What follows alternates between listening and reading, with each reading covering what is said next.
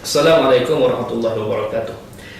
Saya tertarik dengan komen yang diajukan oleh seorang pemimpin PAS yang mengatakan kita tidak perlu untuk meletakkan satu walak ataupun ketaatan kepada Duli Yang Maha Mulia Tuanku Sultan kerana menggunakan hujah peribadi, iaitu katanya Sultan yang berada di Selangor sekarang ini, Sultan ini tidak menunjukkan kepribadian ataupun contoh pemimpin Islam yang sebenar sebagaimana yang dituntut dalam Islam, atau dengan kata lain tidak menjaga kesucian Islam secara hakikinya disebabkan oleh faktor-faktor peribadi yang dikaitkan dengan Tuanku dan juga Duli Yang Maha Mulia Raja Muda.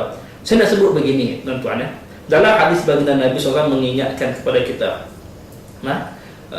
inna min akmal jihad, sesungguhnya daripada jihad yang paling besar, jihad yang paling utama ialah kamu bercakap benar, an aqulal haq inda sultanin jair, di hadapan pemerintah yang zalim. Ini diperingat oleh Nabi SAW. Tuan-tuan boleh rujuk dalam kitab ada Harun Nazim.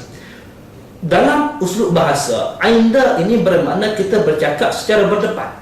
Maknanya apabila adanya kelemahan-kelemahan tertentu daripada pemerintah, maka kita menggunakan ruang untuk menasihati mereka, dan nasihat ini hendaklah dilakukan secara bersemuka, bukan melalui media yang boleh menjatuhkan maruah. Sebab itu tuan-tuan, dalam sejarah Imam Ahmad radhiyallahu anhu, apabila Imam Ahmad dijatuhi hukuman, dilakukan dengan pelbagai kezaliman oleh pemerintah, kemudian dibebaskan, maka orang bertanya kepadanya, apakah Imam Ahmad masih lagi walak, masih lagi taat setia kepada pemerintah? Kata Imam Ahmad, selagi mana pemerintah itu orang Islam, maka dia tetap akan taat, tetap akan menjaga dan mempertahankan pemerintah itu. Jadi tuan nak sebutnya di sini ialah, jangan jadikan soal kelemahan peribadi sebagai suatu agenda untuk menjatuhkan suatu sistem pemerintahan yang menaungi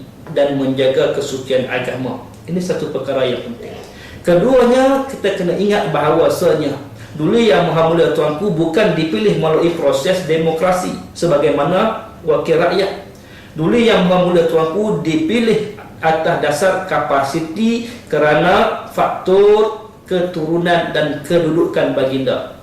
Tidak boleh dicabar ataupun diambil alih oleh orang lain, rakyat biasa, kerana dia adalah satu keistimewaan. Maka atas sebab itu, suasana yang menjadi benteng kepada umat Islam ini perlu dijaga dan dipertahankan.